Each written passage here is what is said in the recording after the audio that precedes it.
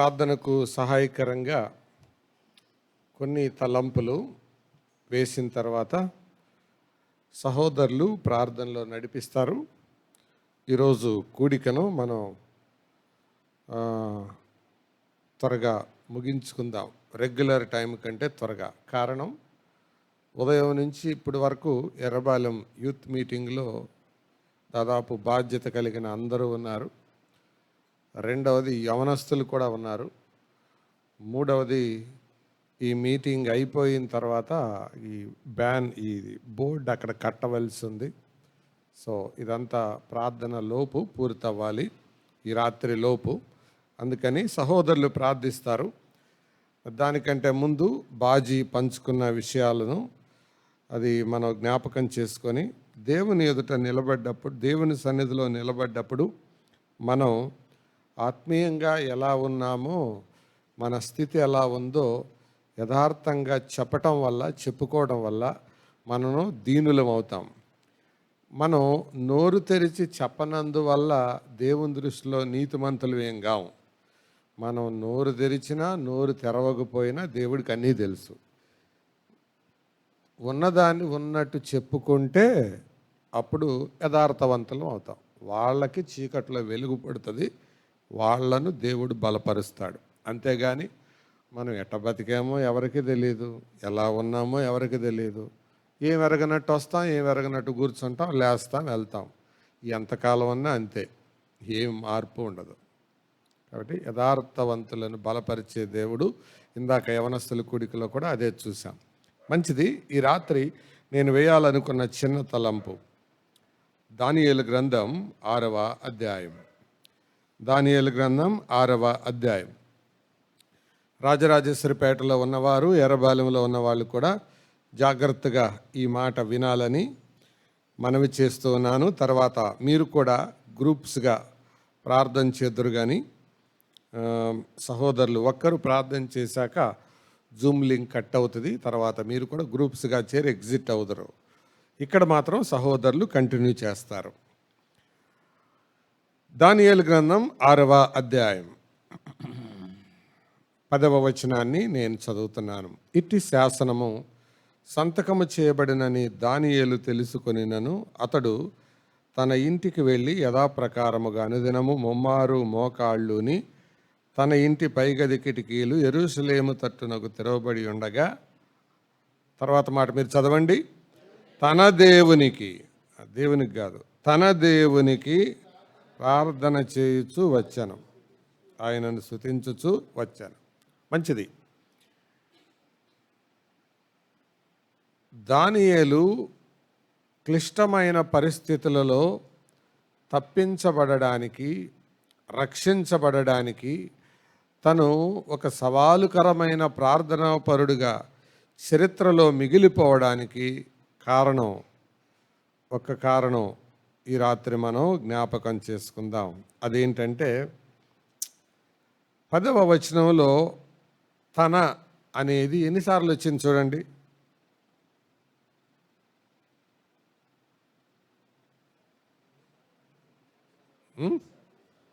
మూడా, నాలుగా, ఎన్నిసార్లు? 3. ఓకే. దేనికి వచ్చింది? ఇంటికి, తన గదికి, తన దేవునికి. వీటిని ఏమంటారు? పొజెసివ్ ప్రొనౌన్స్ అంటారు. తన ఇల్లు, తన గది, తన దేవుడు. గది తంది, ఇల్లు తంది, దేవుడు బయటోడు కాదు, దేవుడు కూడా తనవాడే. ఒకేసారి దేవుడు దానియేలుకు దొరికాడా, క్రమక్రమంగా దొరికాడా అనేది ఈ రాత్రి ఆలోచిద్దాం. రండి. 1వ అధ్యాయం దానియేలు గ్రంథం 1వ అధ్యాయం. అందులో 17వ వచనం చూడండి.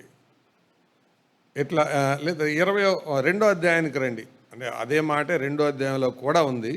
2వ అధ్యాయం 20వ వచనం. ఎట్లనగా దేవుడు జ్ఞాన బలములు కలవాడు. ఎవరన్నారు ఈ మాట? దానియేలే. తన దేవుడు కావడానికంటే ముందు అసలు ఆయనకి దేవుడు ఉన్నాడు. అమ్మా నాన్న వదిలేశారు, దేశంగాని దేశం వచ్చాడు, దేవుడు ఉన్నాడు తనకి. అంతవరకు తెలిసింది ఆ యవన కాలంలో. బహుశా అప్పుడు తన ఏజ్ 15 ఏళ్ళు ఉండొచ్చు. దేవుడు, గాడ్, అంతవరకే అర్థమైంది. కొంచెం పైకి వెళ్ళి చదువుదాం. పైన చదివితే 18వ వచనం లేదా 2వ అధ్యాయం 37వ వచనానికి రండి. రాజా,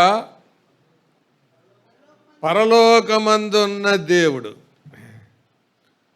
దేవుడు ఎవరో మొదటిగా అర్థమైంది. రెండవదిగా ఆ దేవుడు ఎక్కడున్నాడో అర్థమైంది దానియేలుకి. చూసారా? అంటే దేవుని గురించిన జ్ఞానంలో ఎలా ఎదుగుతున్నాడో. He knew who God is. He knew where God is. దేవుడు ఎక్కడున్నాడో తెలిసింది. పరలోకమందున్నాడు దేవుడు అనేది తెలిసింది. ఏ వయసులో? 15.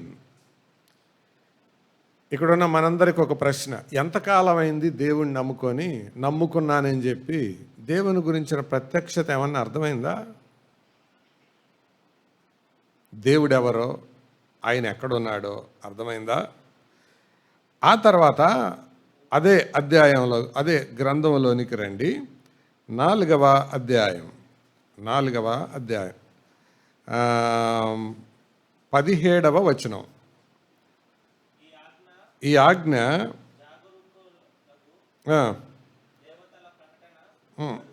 అనుసరించి పరిశుద్ధుల ప్రకటన అనుసరించి సంభవించును. మహోన్నతుడగు దేవుడు. ఎవరైనా గమనించారా? ఇవన్నీ దానియేలు పెదాలతో పదాలు పలకట్లా. ముందు దేవుడు, తర్వాత పరలోకమందు ఉన్న దేవుడు. ఆయన ఎలాంటోడు అంటే మహోన్నతుడు. అంటే అర్థం ఏంటి అర్థం?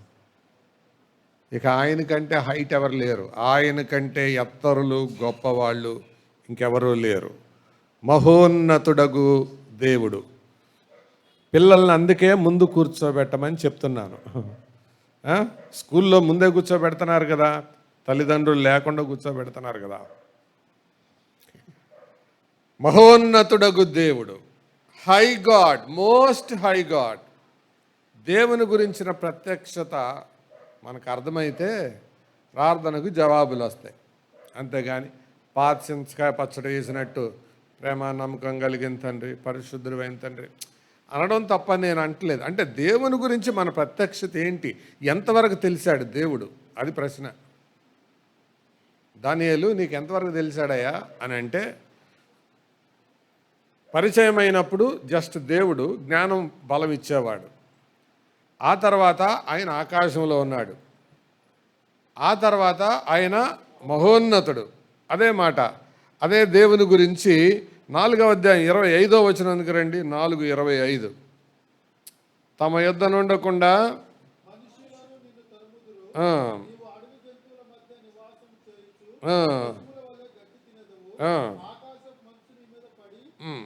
నేను తడుపును. ఏ దేవుడు ఆయన? ఇందాకేమన్నాడు? మహోన్నతుడు. ఇప్పుడు సర్వోన్నతుడు. గ్రాడ్యువల్గా క్రమేణా దేవుని గురించి అర్థం చేసుకుంటూ ఉన్నాడు. సర్వోన్నతుడుగు దేవుడు. దేవునిలోనికి లోతుగా వెళ్తే, ఆయనతో సంబంధం ఏర్పడితే ప్రత్యక్షతలు అర్థమవుతూ ఉంటాయి. లేకపోతే మాటలేమో పాత చింతకాయ పచ్చళ్ళలాగుంటాయి, బ్రతుకంతా పాత బతికే ఉంటుంది. ఎవరితో మాట్లాడుతున్నాడు? నువ్వు గడ్డి తింటావు కానీ ఈ దేవుడు ఉన్నాడే, ఆయన మాత్రం ఎవరు? సర్వోన్నతుడు. ఈ రీతిగా ఆయన గురించిన ప్రత్యక్షత చెబుతూ ఏమన్నాడు? ఇప్పుడు ఆయన గురించి మాట్లాడుతూ ఎక్కడ దాకా వచ్చాడు? 6వ అధ్యాయంలో తన దేవుడు, తన దేవుడే నాయన అంటాం కాదు, రాజు కూడా అన్నాడు నీ దేవుడు అన్నాడు. నీవు సేవించుచున్న అంటే తన దేవుడని దానియేలు అనుకున్నాడు. ఈ పెన్ ఎవరిది? నాదే. మీరంటే ఏమంటారు? మీదే అంటారు మీరు కూడా. నాదే అని నేను అన్నాను, నీదే అని మీరు కూడా అన్నారు. సో కరెక్టే. దానియేలు తన దేవుడు నా దేవుడు అనుకున్నాడు, రాజు కూడా ఏమన్నాడు? నీ దేవుడు అన్నాడు. చూసారా దేవునితో ఆ సంబంధం, ఆ సహవాసం ఎంత లోతుగా వెళ్తుందో. అందుకే ఆ దేవుడు కాబట్టి, ఆ సర్వోన్నతుడైన దేవుడు కాబట్టి, తన దేవుడు కాబట్టి, దేవుడు తనకు దేవుడు కాబట్టి, ఆ సింహాలు గుహలోనికి పైనుంచి దిగుతుంటే ఆకలితో ఎదురు చూస్తున్నాయి. దేవా మా కోరిక తీర్చబోతున్నందుకు నీకు స్తోత్రం. ఆ గుహలో రాయి తీస్తుంటే ఆకలితో ఉన్న సింహాలు. కానీ దిగిన తర్వాత ఒక సింహం, అరే రెడీగా ఉండండి రా, అటాక్ చేద్దాం అని అంటనే పక్కన ఇంకో సింహం, అరే మనం ఆహారం వస్తుంది అనుకుంటే ఇంకో సింహం దిగుతుందిరా. మనం ఆహారం కోసం ఎదురు చూస్తుంటే మన బ్యాచ్లో ఇంకో సింహం వస్తుంది. ఏం తింటావు సింహాన్ని? ఎందుకు అలా మారిపోయినాయి అంటే గాడ్ బికేమ్ హిజ్ గాడ్. ఈ దేవుడు తన దేవుడయ్యాడు. సోదరులారా, సోదరిలారా, ప్రార్థించబోతున్నావు, ఫైన్, మంచిది. దేవుడు నీకేంటి? నీకేంటి దేవుడికి నీకు సంబంధం ఏంటి? జస్ట్ దేవుడా? కొంతమందిని అడగానే ఉంటారు, పొద్దుటెళ్ళి అవగానే చంపలేసుకొని దేవుడికి దండం పెట్టుకుంటానండి అంటారు. దేవుడికి దండం పెట్టుకోవడానికి ఒక దేవుడు కావాలి వాళ్ళకి. దానియేలుని అడిగితే నాకు ఇవన్నీ తెలియదండి, ఈ దేవుడు మాత్రం నాకు తెలుసు, ఈయన గురించి ఇంకా ఆలోచిస్తుండగా ఈయన పరలోకంలో ఉంటాడని నాకు అర్థమైంది. పరలోకంలో ఉండటమే కాదు, ఆయన మహోన్నతుడని నాకు అర్థమైంది. అంతేకాదు ఆయన సర్వోన్నతుడని అర్థమైంది. నా వయసు ఇప్పుడు 80 సంవత్సరాలు దాటిని, సుమారు 85 ఉండొచ్చు. ఆ దేవుడు ఇప్పుడు ఏమయ్యాడు?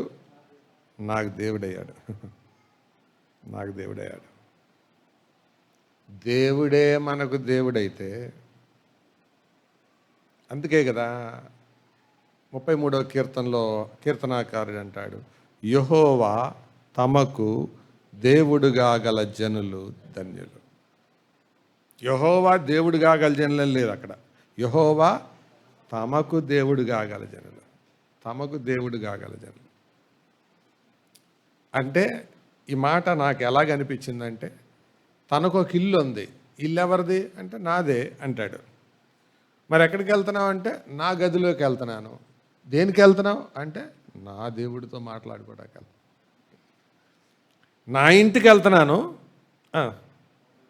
నా గదిలోకి వెళ్తున్నాను, నా దేవుడితో మాట్లాడుకోవటానికి వెళ్తున్నాను.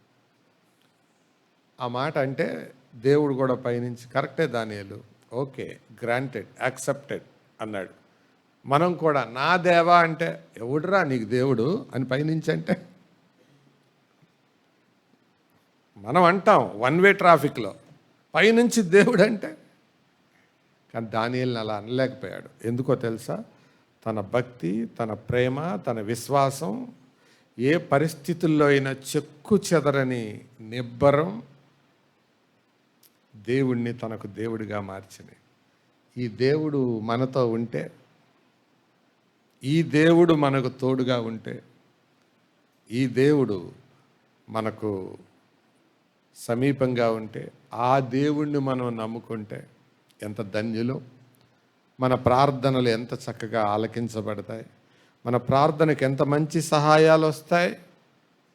ప్రియులారా, ఈ రాత్రి ఇదొక్కటే నా తలంపు. దేవుడు నీకెవరు? పరాయి దేవుడా? పరలోకమందున్న దేవుడు మాత్రమేనా? లేకపోతే నీ ప్రక్కనే ఉండే దేవుడా? Who God is? Who is God to you? దేవుడు నీకేమై ఉన్నాడు? ఇది ఈ రాత్రి మనం ఎరుగుదాం, ఈ తలంపు తీసుకుందాం. పరలోకమందున్న దేవుడు దానియేలుకి ఏమయ్యాడు? తన దేవుడయ్యాడు. ఆ దేవుడే మన దేవుడైతే ఇంకేం కావాలి? చిన్నప్పుడు VBSలో టీచ్ చేసేటప్పుడు డివోషన్ క్లాస్లో ఒక కథ చెప్పాను నేను. ఒక ధనవంతుడు తను వేరే దేశం వెళ్ళిపోతూ ఒక ప్రకటన ఇచ్చాడు.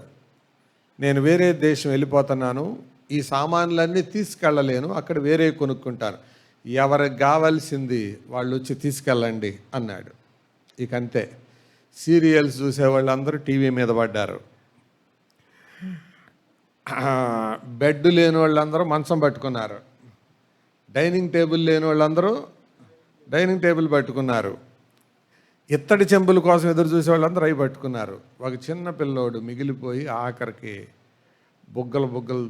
బుగ్గలు కళ్ళు ఇలా వేసుకొని చూస్తూ అలాగే ఆయన వైపు చూస్తున్నాడు, వెళ్ళే వాళ్ళ వైపు చూస్తున్నాడు. ఏంట్రా చిన్న అలాగున్నావు, ఏం కావాలి నీకు అంటే దగ్గరికి వచ్చి గట్టిగా ఆయన పట్టేసుకున్నాడు.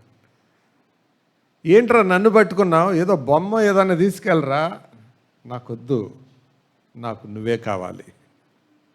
ఇప్పుడు చెప్పండి, వీళ్ళందరిలో తెలియగలిగిన వాళ్ళు ఎవరో? అదే దానియేలు. ఈ దేవుడు నాకు దేవుడయ్యాడు. దేవునితో ఆ అవినాభావ సంబంధం ఉంటే అరవాలా, కేకలేయాలా ప్రార్థనలో, దేవా అనుగ్రహించు, దయచేయి అనాలా?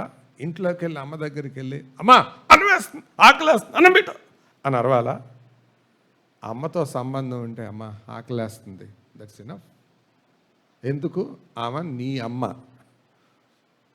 నీకు అమ్మ, దట్స్ ఆల్. రిలేషన్. దేవుడు తన దేవుడు. అలా కాకుండా గంగిరెద్దోళ్ళకలాగా తల్లిగారు, అమ్మగారు, మహాతల్లిగారు, గొప్ప తల్లిగారు, ధర్మతల్లిగారు అన్ని పేర్లు పెట్టి అరిచిన ఈ తల్లి ఇంత బాగా మా కొడుకు కూడా నన్ను పిలవడయ్యా, రా బెడ్రూమ్లోకి రా, వచ్చి పండుకో, ప్లేట్లు అన్నం పెట్టి తెస్తానంటదా? మాటలే, సంబంధం లేదు. చాలామంది ప్రార్థనలో పదాలు కూడా అలాగే ఉంటాయి, పెదాలతో పదాలు పలుకుతారు కానీ no relation in their heart. తన దేవుడు. ఈ రాత్రి ప్రార్థన చేయబోయే ముందు దేవుడు నీకేమయ్యాడు? ఆయన నువ్వు పట్టుకుంటే చాలు కదూ. మన జీవితానికి ఏం కావాలో ఆయన ఇవ్వడా? ఇస్తాడా? ఇవ్వడా? తల్లిదండ్రులు అన్నం తినేటప్పుడు వెంటనే ఏం గుర్తొస్తుంది? పిల్లల ఆకలి గుర్తొస్తుంది. తల్లిదండ్రులు ఏదైనా కొనుక్కున్నప్పుడు ఇది నా కొడుకు, నా కూతురికైతే బాగుంటుందని గుర్తొస్తుంది. దేవుడు మన దేవుడైతే మనకేం కావాలో ఆయన ఇవ్వడా? అదే జరిగింది. దానియేలు దేవుణ్ణి తన దేవుడిగా చేసుకున్నాడు. రాజు కూడా ఆ సంగతి గుర్తించాడు. ఏమని? నీ దేవుడు నిన్ను రక్షించాడా? రాజుకు అర్థమైంది, ఆయన నీ దేవుడు కదయ్యా, మాకు ఇట్లాంటి దేవుడు లేడులే, మేము పూజించే వాళ్ళందరూ వేరే రకాలు, అవి కాదు, కానీ నీ దేవుడు అలాంటోడు కాదుగా అని ఎవరికి అర్థమైంది? రాజుకు అర్థమైంది. వీళ్ళారా, ఈయన నీకు దేవుడేనా? ఆయన నీకు దేవుడేనా? ఆయన అందుకనే మత్తయి సువార్తలో, మార్కు సువార్తలో కూడా ఉంటుంది ఆ మాట, దేవుడు వారి దేవుడనని అనిపించుకొనుటకు సిగ్గుపడలేదంట. దేవుడు వారి దేవుడు అనిపించుకోవడానికి సిగ్గుపడల. ఎందుకంటే వారి జీవితాలు అలా ఉన్నాయి. కాబట్టి రాత్రి ప్రార్థనలోకి మనం వెళ్ళబోయేటప్పుడు ఈ తలంపును మనం ఆలోచిద్దాం. దేవునికి నాకు సంబంధం ఏంటి? అసలు సంబంధం లేకుండా దేవుడు అనే జనరల్ టర్మ్ అంటున్నామా, సాధారణమైన పదం పలుకుతున్నామా, లేకపోతే పరలోకమందున్న దేవుడు ఎక్కడో దూరంగా ఉన్నాడు అని అనుకుంటున్నామా, సర్వోన్నతుడైన దేవుడు, మహోన్నతుడైన దేవుడు అని అనుకుంటున్నామా, లేకపోతే ఈయన నా దేవుడు అనుకుంటున్నామా? ఇప్పుడు ఏదైనా ఒక సమస్య ఉందనుకోండి, ముఖ్యమంత్రి నివాసం చుట్టూ ఉండే ప్రజలు ముఖ్యమంత్రి దగ్గరికి ఎలాగెళ్తాడు, ముఖ్యమంత్రి కొడుకు ముఖ్యమంత్రి దగ్గరికి ఎలాగెళ్తాడు? తేడా ఉంటుందా? ఆ చుట్టుపక్కల ఉండే వాళ్ళు ఎలాగెళ్తారు? ముందు అక్కడ దాకా వెళ్ళి తొంగి చూసి, ఏంటి సార్ తొంగి చూస్తున్నారు అంటారు సెక్యూరిటీ. లోపల సార్ ఉన్నాడా? ఉన్నారు కానీ ఇప్పుడు కలవదన్నారు సార్. సరే అండి, ఎన్నింటికి కలుస్తారు? సాయంత్రం 7 దాకా కూర్చోవాలి, అప్పుడు లోపలికి వెళ్ళాలి. అదే కొడుకైతే నాన్న మెలకుకున్నాడా, పండుకున్నాడా, ఇదంతా చూస్తాడా? నాన్న ఇది కావాలి నాకు. ఎందుకు? సంబంధం. దేవునితో ఇలాంటి అవినాభావ సంబంధం కలిగి ఉంటే ఏ పరిస్థితుల్లో అయినా మనం నెగ్గుకు రాగలం. ఇందాక మనం పాడేమే, యెహోవా నీ నామము ఎంతో బలమైనది. అందులో 3వ చరణం ఏం పాడాం? సింహాల అది కరెక్టేనా? సింహాల బోనుకైనా అనేది కరెక్ట్ ఏముండాలి? సింహాల గుహకైనా అని పాడాలి. బోన్లు ఎన్ని ఉంటాయి సింహాలు? మహా ఉంటే 1, అత్యధికంగా ఉంటే 2. కానీ దానియేలు ఉన్నది బోను కాదు, గుహ, కేవ్. గుహలో ఎన్ని ఉంటాయి? 10, 20 సంఖ్యలో ఉంటాయి. అన్ని సింహాలు ఉంటాయి. లేకపోతే వాళ్ళ మొత్తాన్ని కిందకి దిక్కుండానే హై జంప్ చేసి వాలీబాల్లో కట్ కొడటానికి ఎగిరినట్టు ఎగిరి అందుకొని కిందకి చేరకుండానే నంజుకు తినేసినాయి. అంటే ఎన్ని ఉంటే తినాలి? అంటే ఆ బోనులో పడ్డ, ఆ గుహలో పడ్డా కూడా అతను స్పృహ కోల్పోలేదు. ఈ దేవుడు నా దేవుడు అనుకున్నాడు. ప్రభుతో మన సంబంధం అల్టిమేట్. అది చెడిపోయిందంటే మన ప్రార్థన అంతా ఒక ఫార్స్, ఒక యాక్షన్, ఒక ప్రోగ్రామ్, ఒక drama. When relation is lost, అందుకనే ప్రభుతో సంబంధం చాలా చాలా ప్రాముఖ్యం. నెట్వర్క్ లేనప్పుడు ఫోన్లో మాట్లాడితే ఎంత ఫూలిష్నెస్సో, ల్యాండ్ ఫోన్ వైర్ తెగిపోయినప్పుడు ఫోన్లో మాట్లాడదు ఎంత వెర్రితనమో, దేవునితో సంబంధం లేనప్పుడు ప్రార్థన చేయడం కూడా అంతే పిచ్చితనం. దేవుడు మహోన్నతుడైన దేవుడు, ఆకాశమందున్న దేవుడు, సర్వోన్నతుడైన దేవుడు, తన దేవుడు. ఆయన తనకు దేవుడయ్యాడు. ఈ రాత్రి ప్రార్థన చేయబోతున్నాం. దేవుడికి నీకున్న సంబంధం ఏంటి? ఏంటి సంబంధం? Is God your God? Is God my God? అయితే నీకేం సమస్య లేదు. ఏ పరిస్థితుల్లోకి వెళ్ళినా ఏమీ కాదు. గాఢాంధకారపు లోయలో సంచరించినను ఏ అపాయనకు భయపడి. ఎందుకు భయపడను? నీవు నాకు తోడై ఉంటావు. ఎందుకు తోడై ఉంటావు? నువ్వు నా కాపరివి. యెహోవా నా కాపరి. ఆయన కాపరైతే ఎక్కడుంటే ఏమి? ఈ రాత్రి ఈ సంగతులు జ్ఞాపకం ఉంచుకొని మన ప్రార్థన జీవితాన్ని ప్రోత్సాహపరుచుకుందాం. వేటి కొరకైతే ప్రార్థిస్తున్నామో వాటిల్ని పట్ల సరైన నిశ్చయతతో మనం ప్రార్థన చేద్దాం. ఈ వారంలో సంబంధం ఎలా ఉంది అది ప్రశ్న. తండ్రితో సంబంధం సరిగ్గా లేకపోతే కొడుకు బయటోడికిలాగే భయపడతాడు, బిడియపడతాడు, వెనక ముందు ఆడతాడు. ఎందుకు? రిలేషన్ లేదు కాబట్టి. సేమ్ ప్రభువుతో సరైన సంబంధం లేకపోతే మన ప్రార్థనలు కూడా అలాగుంటాయి. బయటోడికిలాగా అడుక్కోవడమే. కానీ ఆయనతో సంబంధం ఉంటే what a blessed thing it is. ప్రార్థన చేద్దాం. ఈ రాత్రి